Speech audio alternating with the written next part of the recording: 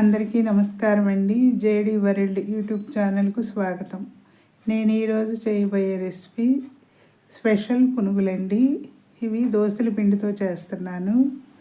ఈరోజు ముందుగా దోసల పిండి కొద్దిగా తీసుకున్నానండి, మనకి తగినంత.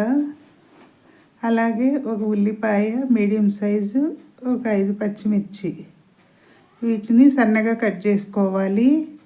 పచ్చిమిర్చి, ఉల్లిపాయ, కొత్తిమీర, కరివేపాకు. ముందుగా దోసల పిండి తీసుకున్నానండి.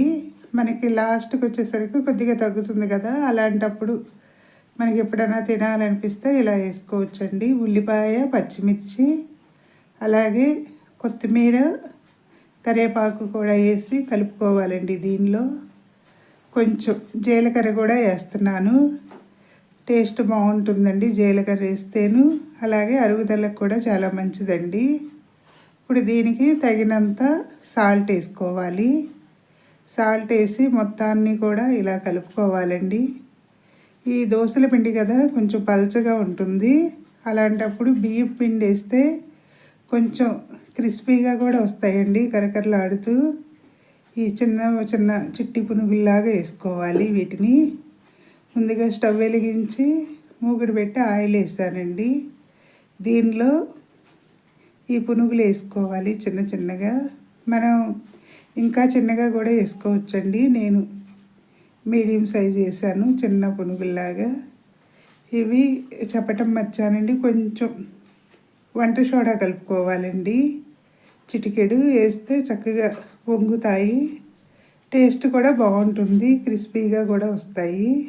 అలాగే ఇవి వేసిన తర్వాత మరోవైపుకు తిప్పుకోవాలండి. వీటిని హాలిడేస్ కదండి ఇంకా పిల్లలకి, అలాంటప్పుడు ఎప్పుడన్నా కొంచెం బయటవి తినాలని అంటారు కదండి, అలాంటప్పుడు ఇంట్లో ఉన్న మిగిలిపోయిన ఈ దోసల పిండి అవి ఉంటాయి కదండి, దానిలో ఇలా అప్పటికప్పుడు చేసి పెట్టొచ్చండి పిల్లలకు కూడాను.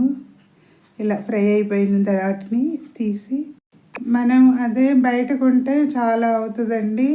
ఇప్పుడు ఇంట్లో వేసుకుంటే పిల్లలు ఇంకొక 2 కూడా పెట్టవచ్చు. ఇప్పుడు అయిపోయిన తర్వాత మరో వాయి వేసుకున్నాను. 2 వాయిలుగా పెట్టి ఫ్రై చేసుకున్నానండి. సబ్స్క్రైబర్స్ పెరగటం లేదండి, సబ్స్క్రైబ్ చేయండి, మరిన్ని వీడియోస్ చేస్తాను. నేను చేసే రెసిపీస్ మీరు కూడా చేసి ఎలా ఉంది కామెంట్స్లో పెట్టండి.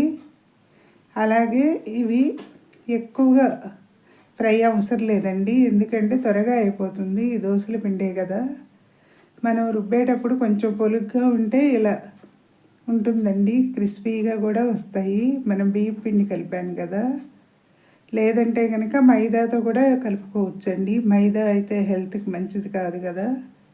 బియ్యం పిండి కలుపుకొని వేసుకుంటే చాలా బాగుంటాయండి ఇవి. ఎంతైనా కూడా మనం ఇంట్లో చేసి పెట్టింది టేస్ట్ పరంగాను హెల్త్ పరంగా కూడా చాలా బాగుంటుందండి. కనీసం పిల్లలకి ఈ సమ్మర్లో అయినా సరే ఇంటి దగ్గర ఉంటారు కాబట్టి చేసి పెడితే మంచిదండి. బయట ఫుడ్ తినే కన్నా కూడా వాళ్ళు రకరకాల ఆయిల్ వాడుతూ ఉంటారు కదా. ఇది అందుకని ఈరోజు స్పెషల్గా చిన్న పునుగులు వేస్తున్నానండి. సమ్మర్లో మాత్రం బయట ఫుడ్ అస్సలు తినకూడదండి, ఎందుకంటే ఎండకి వాటర్ ఎక్కువ తాగుతారు కదా, వాళ్ళు రకరకాల ఆయిల్స్ వాడతారు. అలా పెట్టకూడదు పిల్లలకి, పెద్దవాళ్ళకి కూడా. అయిపోయిందండి స్పెషల్ పునుగులు. నచ్చితే లైక్ చేయండి, షేర్ చేయండి, సబ్స్క్రైబ్ చేయండి. మీ లక్ష్మీ కుమారి.